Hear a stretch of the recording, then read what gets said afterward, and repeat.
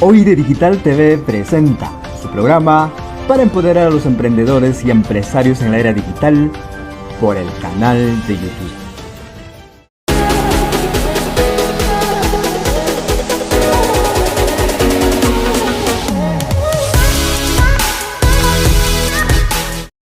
Este es nuestro editorial del día de hoy. En un escenario turbulento, lleno de vicisitudes políticas, con claros indicios de corrupción, asistimos el día de hoy, 28, a la presentación del presidente de la República en el Congreso. Si bien es cierto, damas y caballeros, que se ha otorgado poder a otras tiendas políticas, pues lo que ha faltado es que no ha sido meritocrática esta entrega de poder en ciertas instituciones del Estado. Pues se están vulnerando los avances en algunas reformas, por ejemplo, en educación, en transporte, ¿sí?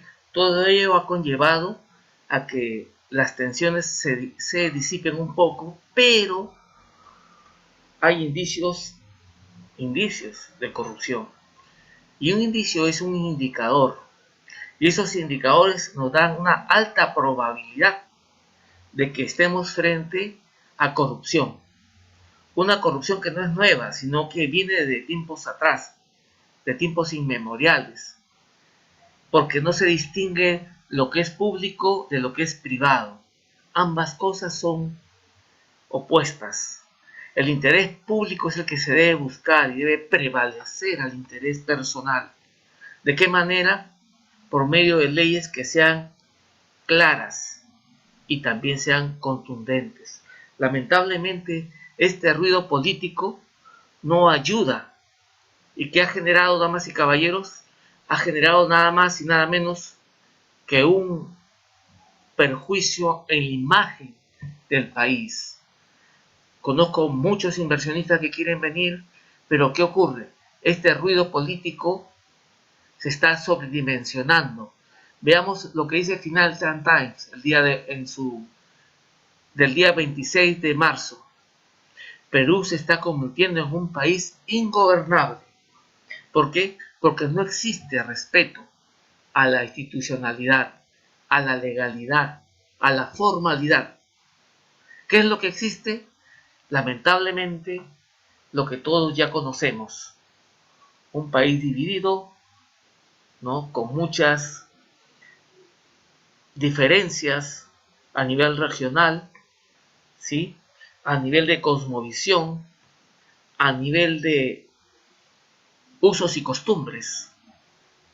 Lamentablemente, esto ha conllevado a que muchos inversionistas vean al país como un país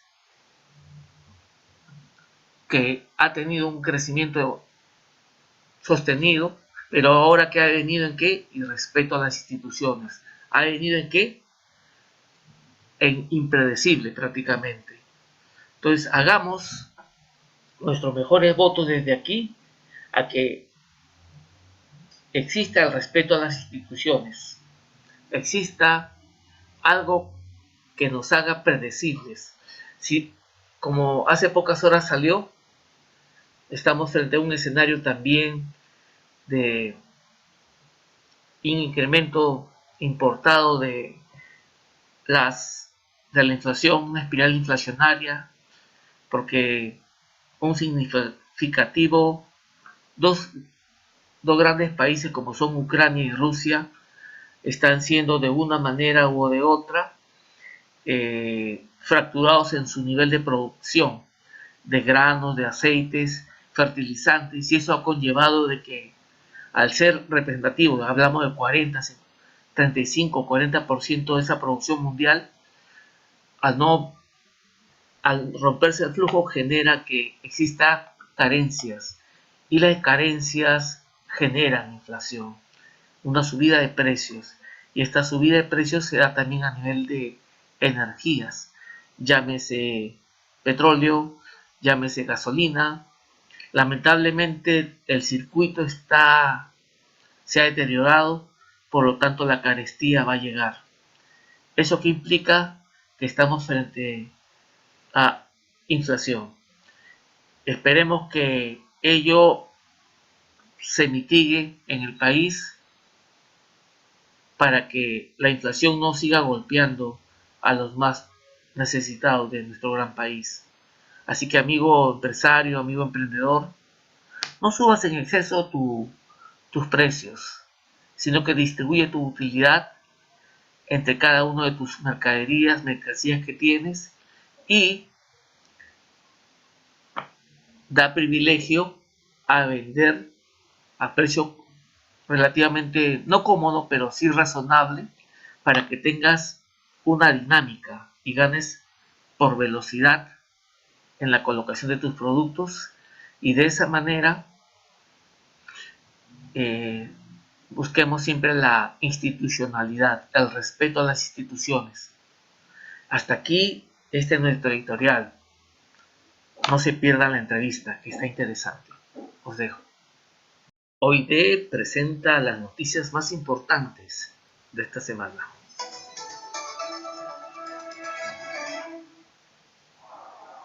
Después que Rusia invadiera Ucrania, los precios del petróleo y el gas se dispararon a niveles impensados, aumentando los costos para el comercio y los consumidores en todo el mundo. Las empresas de transporte están asfixiadas por el encarecimiento del combustible que trasladan a la próxima empresa en la cadena de distribución. Ese es el caso de esta empresa de logística alemana. Eso se aplica a todo, desde el yogurt hasta los automóviles. En una economía basada en la división del trabajo, prácticamente todo tiene que ser transportado. Como consecuencia, a los consumidores son quienes pagan los costos adicionales. Y esos consumidores ya notan el aumento del precio en las gasolineras. Algunos gobiernos intentan reducir los impuestos sobre el combustible u ofrecer otras formas de ayuda. No solo la gasolina y el diésel son más caros, también los alimentos. El trigo, por ejemplo, ahora cuesta hasta un 50% más que antes de empezar la guerra, encareciendo alimentos básicos como el pan. El Banco Central Europeo modificó su previsión, corrigiendo al alza la subida de precios en la eurozona hasta un 5,1% este año. A esto se une un debilitamiento del crecimiento económico, especialmente en Europa. Algunos analistas calculan que la producción económica en la Unión Europea será un 3,2% menos comparada con la de un escenario sin guerra. Para otras regiones la diferencia no será tan grande. El PIB global se reducirá en 1,1%. Esta combinación de menor crecimiento y aumento de precios se conoce como estanflación, a veces antecesora de una depresión económica, como en la crisis del petróleo de 1973, que casi paralizó la economía mundial y obligó a los países a diversificar sus suministros energéticos.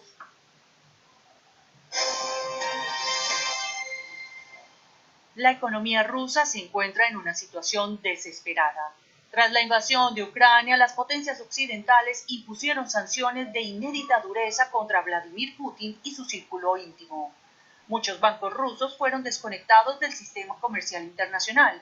Se congelaron las reservas de divisas de Rusia. Como resultado, el rublo entró en caída libre.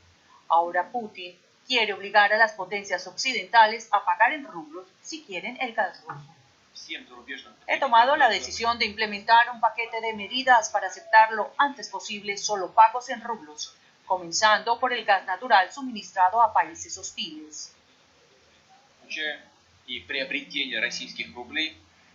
Putin parece esperar que las compras forzadas detengan la caída del rublo y suministren a los bancos rusos las divisas que tanto necesitan, pero los expertos advierten que podría provocar más inestabilidad. Crearía un caos en el mercado del gas y será muy difícil entender cuál es el precio real del gas ruso.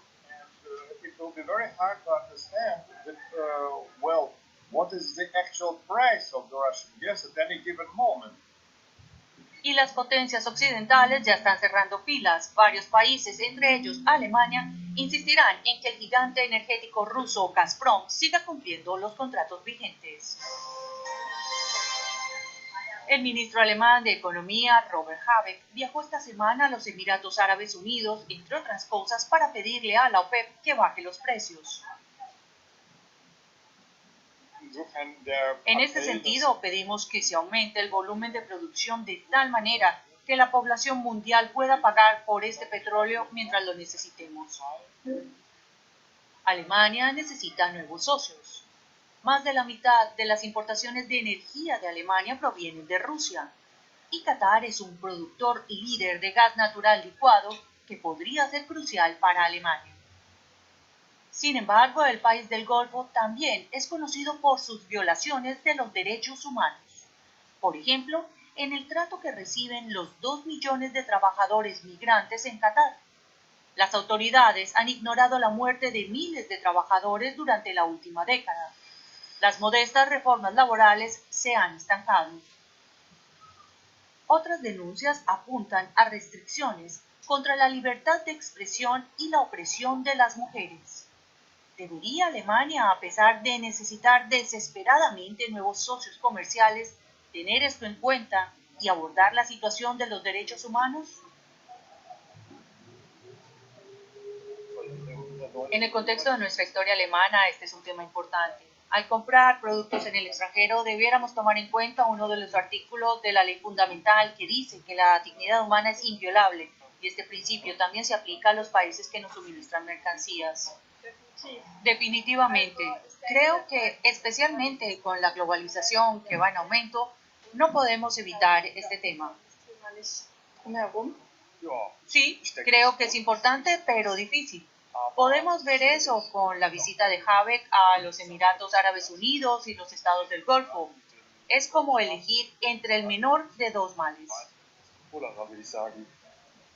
Para Berlín, la búsqueda de socios energéticos fiables es un problema sin solución fácil. Por ahora, prevalece el pragmatismo.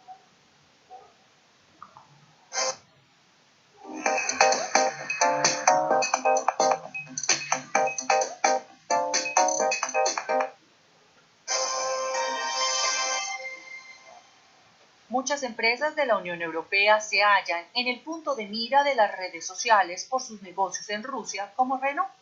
La automotriz tiene una planta cerca de Moscú, pero desde el jueves ha detenido la producción. Uno de los empleados rusos comparecía en francés ante la prensa. La planta cierra por tiempo indefinido. Toda la producción de automóviles se detiene.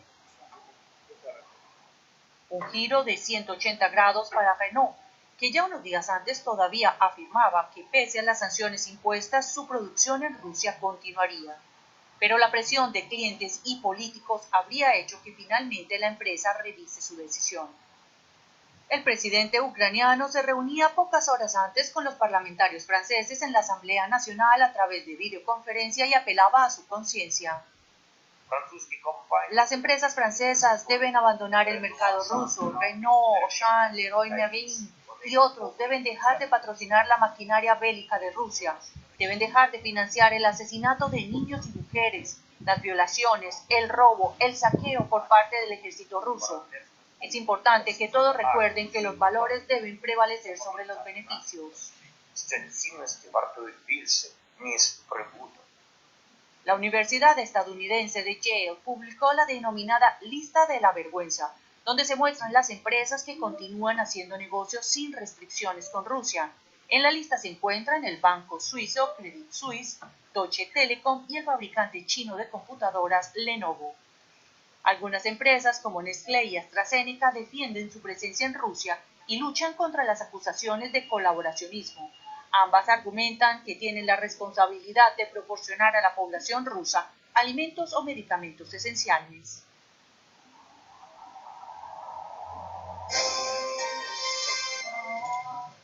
El agricultor Sergei Bagniuk ayuda con el nacimiento de un ternero, un animal que deberá ser alimentado. Y es que a pesar de la guerra, esta granja al oeste de Kiev sigue operativa. Sergei tiene que cuidar a los animales mientras sea posible. La vida sigue, los terneros nacen, las vacas se ordeñan, el ejército tiene su batalla, los agricultores la nuestra. Debemos alimentar a nuestros soldados y al pueblo ucraniano. Y para asegurar el suministro de alimentos a los agricultores se les permite seguir trabajando en sus granjas en vez de ir a la guerra. Desde ahora las personas que trabajan en el sector agrícola, como los veterinarios o los involucrados en las próximas cosechas, no serán movilizados, quedarán exentos durante 6 meses. Pero uno de los mayores problemas para los agricultores es que no pueden exportar la mayoría de su cosecha como lo hacían antes. Esto significa que no habrá dinero para sembrar nuevos cultivos. Detrás de mí hay unas 500 toneladas de cereales. Tenemos muchos problemas. Los puertos que necesitamos para exportar nuestros granos están cerrados. No se realizan transacciones. No estamos vendiendo nuestros granos, pero debemos seguir trabajando. El desequilibrio financiero es crítico. No tenemos liquidez. De momento, las exportaciones solo pueden salir del país en camión o en... Eso es mucho más costoso y es probable que pronto sea imposible, lo que golpeará a los países más pobres en el norte de África y el Oriente Medio. Los precios de los alimentos ya están por las nubes a nivel mundial. El aceite de cocina se agota en los supermercados españoles. Yo creo que la gente se está llevando todo el aceite de girasol por miedo a que no llegue a España este tipo de aceite, pero a mí me parece que es un miedo que se tuvo anteriormente cuando lo del COVID con el papel higiénico, y creo que ahora con lo del aceite es una cosa similar. Pero la comparación es errónea. De hecho, el aceite de cocina se ha encarecido en España, sobre todo el de girasol, uno de los aceites vegetales más vendidos del mundo. Ucrania cubría el 40% de la demanda de España. Ahora el suministro se ha interrumpido. Nosotros comprábamos el aceite hace un año a 80 céntimos el litro y ahora mismo actualmente está a 2,60 el litro. Es una subida de más del 300%. No es fácil buscar una alternativa porque los distintos aceites alimenticios tienen diferentes sabores que cambian el gusto de los alimentos, pero hay que cubrir la demanda. La Asociación Nacional de Embotelladores de Aceites Comestibles de España afirma que la situación podría dar un nuevo impulso al aceite de oliva nacional. Confiamos en que sea una oportunidad, porque probablemente seamos capaces de llegar a consumidores, a mercados donde ya estamos, pero a los nuevos consumidores, y tener una oportunidad de que conozcan el producto. España produce más aceite de oliva del que consume. El sector estima que se necesitan más de 1,5 millones de toneladas de aceite de oliva y su derivado, el aceite de orujo de oliva, para cubrir el déficit de las importaciones ucranianas. También se espera que aumente la demanda de aceite de oliva en otros países que buscan sustitutos para el aceite de girasol ucraniano y ruso. Aquí entre nosotros, nuestro invitado para el día de hoy en esta secuencia de gestión empresarial por encargo de la Organización Internacional de Emprendedores, tenemos a un invitado muy especial. Se trata del señor Román Niu, quien es un líder empresarial muy destacado en la comunidad de negocios, y lo hemos invitado el día de hoy para hablar acerca de un tema interesante: cómo afrontar la crisis inflacionaria desde la perspectiva del empresariado. Ahora bien, como todos sabemos, tenemos un escenario que también es muy complicado, damas y caballeros. Tenemos una sociedad que no es cohesionada, tiene muchas culturas, tiene muchos usos y costumbres que varían de acuerdo con cada región. Pero asimismo, tenemos un país que no está capitalizado. Cuando hablamos de capitalizado, queremos decir que entre los integrantes de esa misma colectividad no hay confianza. Hemos hecho desde este modesto programa siempre un alcance con la finalidad de que seamos conscientes que el principal activo de una empresa siempre es la persona, tanto la persona natural como los trabajadores, los trabajadores. Cada uno de ellos son seres, es el principal activo de una empresa, considerando el activo como un recurso que puede generar ingresos. Así hay muchos empresarios que han hecho dinero simplemente porque honran su palabra.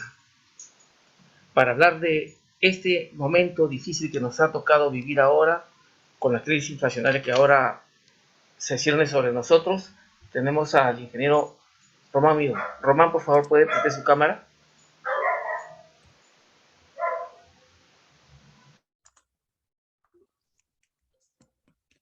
Señor Ochoa, muy Buenas buenas tardes. noches.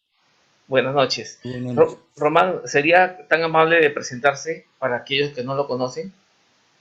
Bueno, mi nombre es Román Miu, soy el vocero de la Plataforma Nacional de Gremios de la Micro y Pequeña Empresa. Nuestro trabajo es reunir a los gremios, buscar su unidad sobre todo y presentar las propuestas hacia el gobierno y también ayudar a las empresas para que en este momento de crisis, como usted ha mencionado, pueda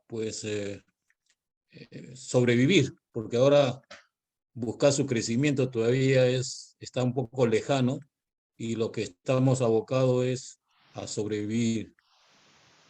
Así es, mi estimado señor Román. Señor Román, periodos anteriores que usted recuerde, ¿cómo se ha podido, digamos, sobrevivir a crisis anteriores? Nosotros nos acordamos de la hiperinflación. ¿Puede narrarnos algo de su experiencia, señor Román? Bueno, si remontemos a los tiempos anteriores, ya sea en momentos de inflación que hemos tenido o momentos de holgura o de estabilidad económica, la micro y pequeña empresa siempre se ha sabido mover, pero moverse dentro de reglas claras, ¿no? O sea, moverse dentro de, ya sea cualquier sea el tipo de gobierno, pero que sea predecible, ¿no? O sea, tenga reglas claras hacia dónde va a ir, cuáles son sus supuestos, tanto macroeconómicas como sus políticas de Estado. Entonces, bajo estas condiciones, aunque sea como ha ocurrido siempre en el país, de estar en un país en situación de péndulo, ¿no? O sea, hoy día estamos hacia un lado y el otro día estamos hacia el otro lado, pero sabemos por lo menos de qué lado estamos yendo, ¿no? O sea, el péndulo hacia qué lado se movió.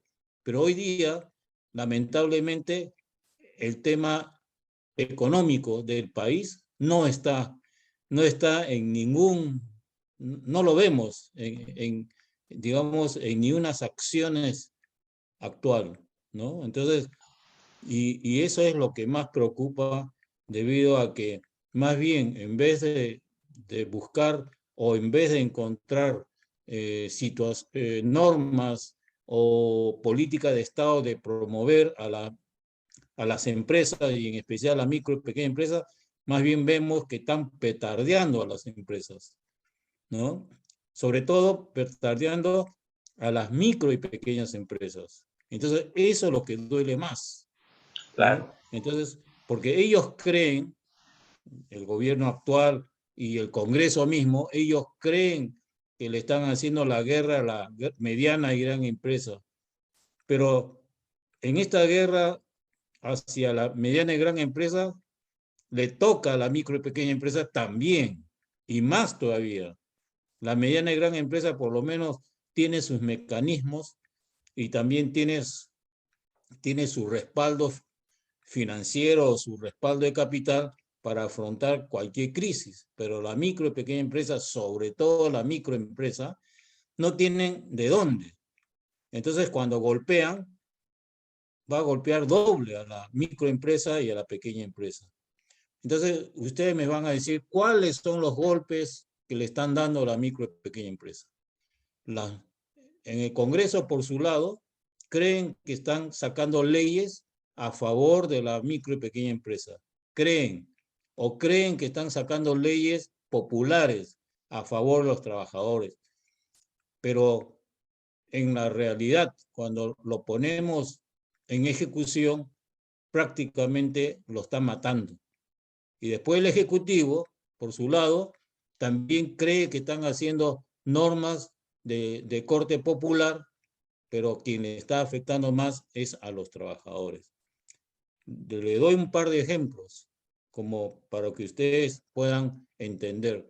Un ejemplo del Congreso está el proyecto de ley que quiere normar sobre que el refrigerio sea parte de las 8 horas laborales. Entonces, ¿cómo vamos a pagarle a un trabajador por su momento de estar sin trabajar? O sea, es un momento que está tomando sus alimentos, que está descansando, porque la hora, a uno le dan una hora para el refrigerio, no es que en esa hora me tomo toda la hora para comer o tener mi almuerzo, sino uno almuerza unos 15 o 20 minutos y el resto del tiempo se pone a descansar, a dormir un ratito o a, como se dice, despejarse y después seguir con la segunda jornada. Entonces, que a un trabajador le debo pagar por ese tiempo de ocio, llamemos así, hasta el mismo trabajador se siente mal, ¿no? Pero eso es un ejemplo. El otro ejemplo que han salido con el tema de la tercerización, ¿no? Creen de que con el tema de la tercerización, ok, va a buscar la formalización de los trabajadores. Más bien, le está haciendo un daño primero a la micro y pequeña empresa. Porque la grande empresa, ¿con quién terceriza? Con una pequeña empresa. Nunca terceriza una grande con otra grande. Muy raro que terceriza una grande con otra grande, ¿no? Más terceriza con una pequeña empresa o con una microempresa. Entonces, le está quitando un trabajo a esa pequeña o microempresa. Y el trabajador, creen de que con eliminarse la tercerización, creen de que esos trabajadores que estaban en esas pequeñas y microempresas lo absorba la empresa grande o mediana en su planilla. Eso es falso. En el mundo y en muchos países, cuando han hecho esa obligación, lo que ha ocurrido probablemente del 100% de trabajadores tercerizados, solo un 10 o 20% la empresa lo absorbe, pero los 80% restantes se van a quedar sin trabajo. Sí, pues. Entonces, ¿quién va a responder por esas normas que en vez de crear o promover el empleo, más bien quita y cierra empresas? Claro, Entonces, no entendemos los gremios, no entendemos este tipo de acciones, tanto el Congreso como el Ejecutivo. claro, le resta competitividad, efectivamente, ¿no? Claro, porque eso es lo que debería generar mayor productividad y no todo lo contrario, ¿no? Otra Entonces, pregunta, mi estimado, entonces, aquellas leyes van a ser observadas por vosotros entonces. nosotros ya hemos presentado nuestras observaciones al respecto, Muy ¿no? bien, claro, muy bien. Porque, miren, tanto el Ejecutivo como el Legislativo, la mayoría de las personas que están al frente o que tienen autoridad, nunca han tenido empresa, no saben qué es pagar una planilla. La mayoría, probablemente un asesor o un académico le dicen qué hay que hacer, pero en la calle, en la cancha, las cosas son totalmente distintas. Sí, tiene usted toda la razón, mi Y al estimado Román. final, ¿qué es lo que provocan? Al final provocan Cierto. informalidad. Así es, así es. Eso es lo que van a provocar. ¿Y qué sugeriría usted desde su perspectiva, mi estimado Román, para mitigar el crecimiento de la informalidad, para minimizarlo, ¿no? Mire, nosotros desde los gremios decimos que las leyes existentes, tanto tributarias como laborales, y más otras más como la de salud ocupacional o las mismas de la ley de medio ambiente. Para la micro y pequeña empresa realmente les aumentan los sobrecostos, les aumentan costos innecesarios, ¿no? Pudiendo adoptar normas mucho más sencillas, pudiendo adoptarse normas mucho menos burocráticas. Y entonces, por eso que nosotros decimos que las leyes existentes, en vez de provocar el crecimiento, son normas que promueven, digo, promueven la informalidad, todas ellas. Por eso tenemos el 70% de informalidad ante la pandemia. Hoy, con esta crisis, ya estamos al 80% de informalidad. ¿Y dónde se va esa informalidad? Lo vemos en las calles. Hemos visto aumentar los ambulantes. No estoy contra los ambulantes, porque estos señores ambulantes han sido en su momento empresas formales, ya sea microempresa o ya sea pequeña empresa, han sido formales, estaban con su RUC, pero por la actual situación y la crisis han preferido salirse. Hoy más del 50% de las empresas formales ya están fuera del mercado. ¿Y ellos qué? ¿A dónde van? Son los ambulantes que están en las calles. Han tenido que regresar a sus orígenes. O sea, en vez de que yo era ambulante, crecí y formalicé mi empresa, microempresa, después crecía pequeña y ahora estaba aún tratando de llegar a ser mediana, tengo que retroceder a ser ambulante nuevamente. Entonces, ¿dónde pues? Claro, ¿No? es lamentable, ¿no? Aunque también sabe que, don Román, lo que he visto en la calle también es que muchas veces algunos son empresarios de segunda, tercera generación que les gusta vivir así. Les encanta no estar en el sector financiero porque tienen su plata ellos manejándolo, ¿no? Señor Ochoa, Sí, dígame, señor don. Ochoa, yo Dígame. discrepo con usted en esa parte. Ah, bueno, Nadie quiere estar en la informalidad, porque estar en la informalidad es vivir todos los días con sobresaltos, que me va a venir este, que me va a venir el otro, por una u otra razón. Y estar en la calle o hacer negocio en la calle, recibir solo efectivo, no es una buena vida, exacto. pero las circunstancias nos obligan a ir por ahí. Entonces, no es, o sea, ¿quién no quiere estar con su empresa tranquilo, ¿no? Que la familia pueda gozar de las utilidades o del confort o Lo de que una pasa, mejor vida, bueno, lo que, ¿no? mire, nosotros podemos discrepar, pero también no es menos cierto de que existen, dentro de la informalidad existen generalmente tres rubros, ¿no? Y le digo cuáles son, desde el punto de vista económico, ¿no? Porque no se trata solamente de quitar las barreras burocráticas o los papeleos, se trata también de cambiarle el chip a la gente. ¿Qué pasa? Algunos son economías irregulares que les gusta simple y llanamente ganar dinero, evitar ir al banco, ¿no? Y tienen una economía irregular. Otros, ¿qué pasa? Otros son delincuentes organizados y otros son evasores de impuestos, sobre todo los de industrias extractivas, que también se dan, ¿no? Entonces, ¿qué pasa? Les gusta vivir así. Oiga, señor, regularice esto. ¿Sabe qué?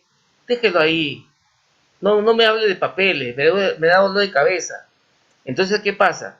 Por un lado, no solamente es el sobrecosto, es la mentalidad de la gente, que les gusta vivir así, y existen varias, lamentablemente está tan dividido el Perú, que hay regiones donde abajo de su pollera lleva su dinero, ¿no? Y no es poca cosa, simplemente ya es un estado mental, porque todo empieza por aquí, la mente, ¿no? La mente, la palabra y los actos. Eso es lo que Mire, particularmente pienso que hay que cambiar en la gente, ¿no? mire, Dígame. yo entiendo que hay una economía subterránea como la que usted describe. Así es. Pero ellos son delincuentes, pues. No son todos. empresarios. No, pero son no delincuentes. Todos, claro. Son delincuentes. O sea, yo digo que son delincuentes en principio porque ¿de qué viven? Del contrabando. Sí. ¿De qué viven? De evadir impuestos sí o sí, ¿no? Y etcétera. Bueno, no quiero en este momento hablar mal de empresarios, pero si usted me lleva a ese campo, yo tengo que decirle eso. Pero sí le digo una cosa, y eso es muy importante. ¿Por qué porque uno es informal? Por una sencilla razón.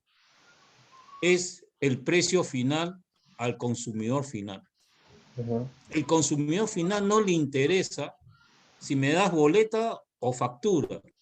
Lo que me interesa es que el precio sea el más económico del país. Entonces, si, por poner un ejemplo, yo compro un vaso, con toda la formalidad, ese vaso me cuesta 2 soles. Y si le compro un informal, ese vaso me cuesta 1 sol. El mismo vaso. Yo le pregunto, ¿a quién le compro? El ama de casa, por supuesto, le va a comprar 1 sol. Pero si las condiciones de sobrecostos laborales, de sobrecostos tributarios y otros sobrecostos me hace ya no 1 sol, 1 sol 20 o 1 sol 30, yo la hago. Porque el público va a encontrar un producto garantizado, un producto que me lo vende con su factura, documento, y yo me lo veo tranquilo. Le doy otro ejemplo, que es mucho más llamémoslo así, más crítico. Un trabajador.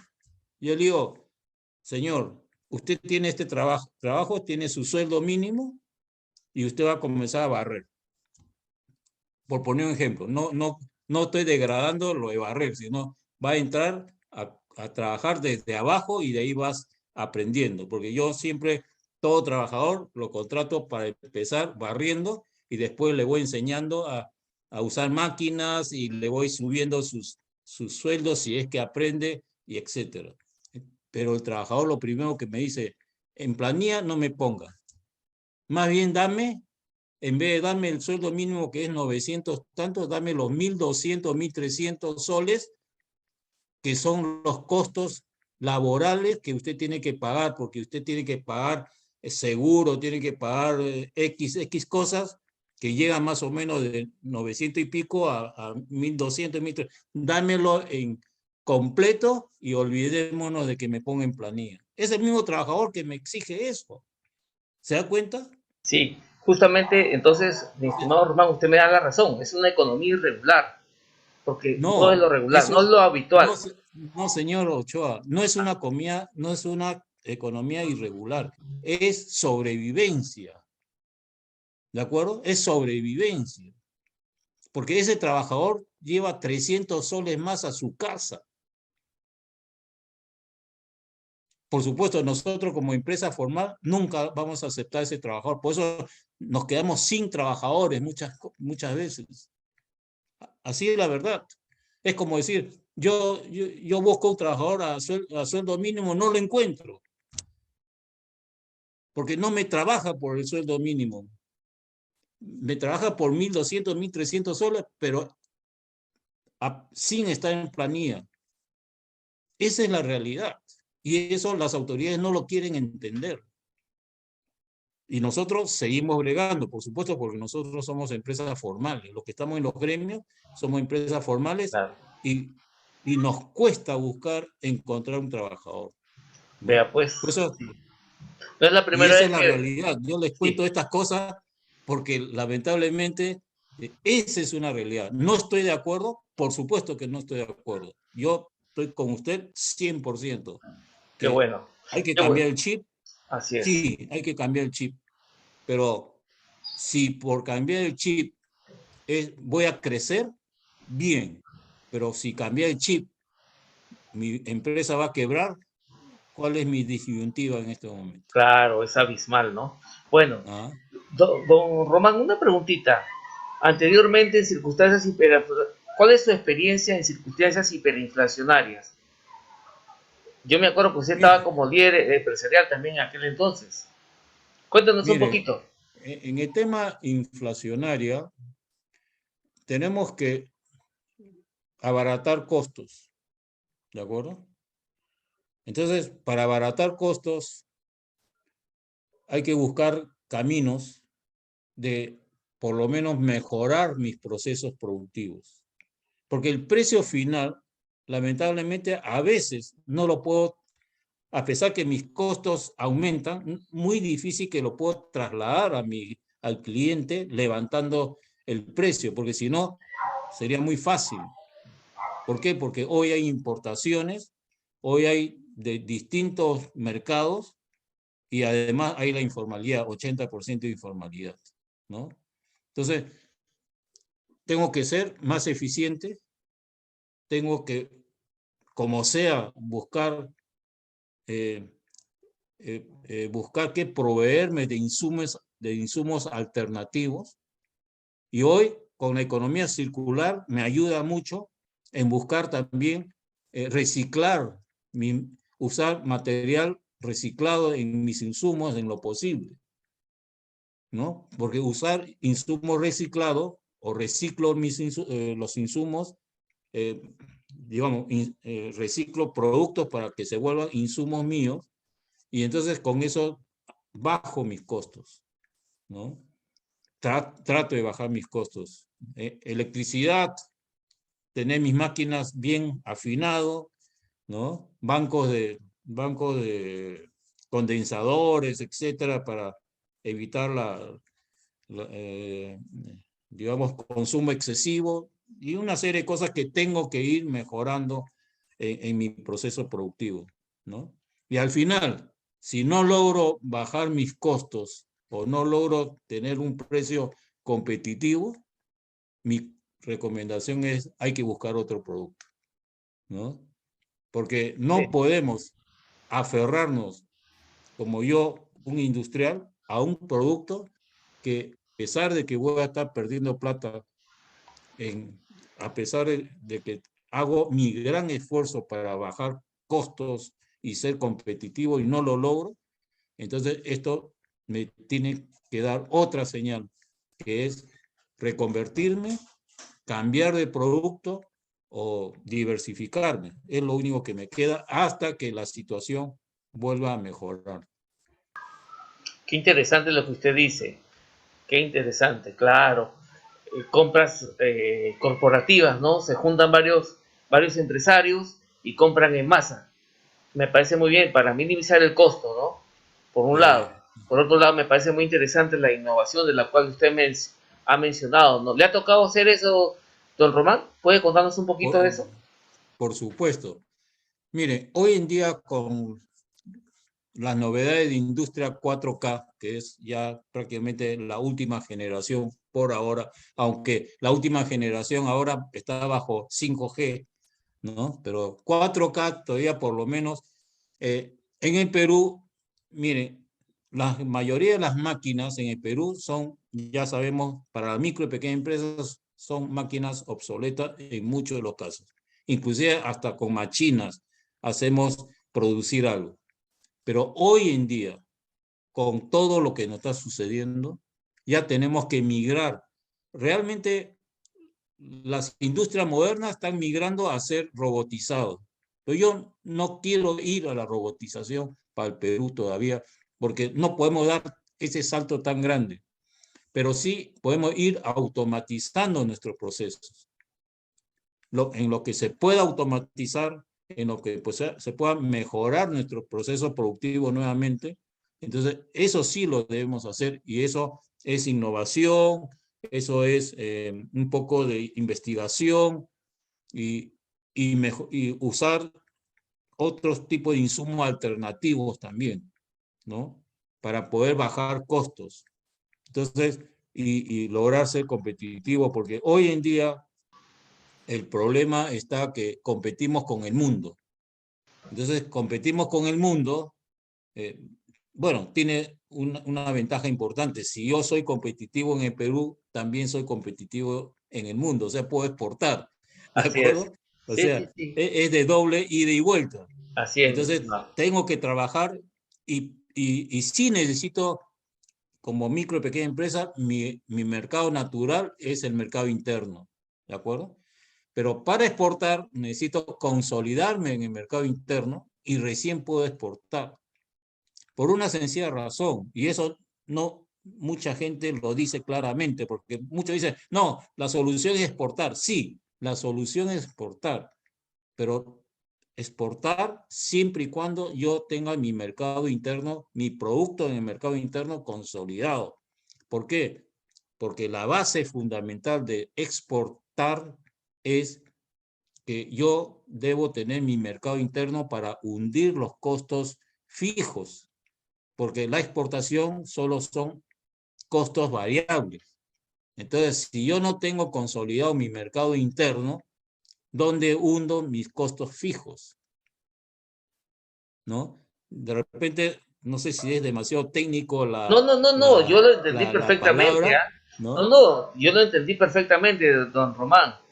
Pero todo el Y mundo dice, no, hay que exportar, hay que exportar. es que Pero, tampoco, ¿dónde claro, hundo mis costos fijos y ujú, mis IGB, ¿no? Y claro, todas esas cosas. Entonces, por eso que es importante mercado interno primero, fuerte, mi producto bien probado, y ahí salgo a exportar con garras, ¿no? Y ahí lo claro. hacemos. Hay muchos consorcios, sobre todo que han logrado, que están se han articulado bien y están exportando inclusive oro, ¿no? Metales con un valor agregado. ¿Cuál es? Toda una cadena productiva ya articulada, bien acicalada, donde el principio de confianza y de procesos simplificados se dan, ¿no? Por eso que es importante también las asociaciones en participación, ¿no? Porque de esa manera, pues, lo que tiene uno lo compensa el otro, ¿no? Por ejemplo, hace poquito me llamó un amigo, me dice, ¿sabe qué? He conseguido 700 hectáreas en tal parte de la costa peruana, ¿no? Y viene y me dice, ¿sabe qué? Acá tengo 200.000 soles que voy a aplicar de fondos. Excelente. Tengo un mercado afuera. Muy bien. Y ahí están dándole, ¿no? Están trabajando bien, están generando su trabajito, ¿no? Y también están compartiendo con las comunidades. Eso es importante. El principio de ganar, ganar, ¿no? Gana la Así es, comunidad, así es. gana el emprendedor, el empresario, los intermediarios también ganan. Y así, mi estimado. ¿Alguna palabra más que tenga que compartir con nosotros, mi estimado Román? Bueno, solo le digo a la gente, a todos mis amigos empresarios, no hay que desmayar, hay que darle duro y ser persistente e insistente a pesar de la crisis política que existe en el país.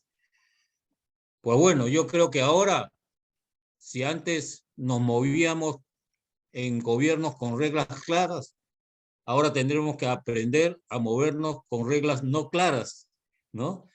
O no reglas para el empresariado, ¿no?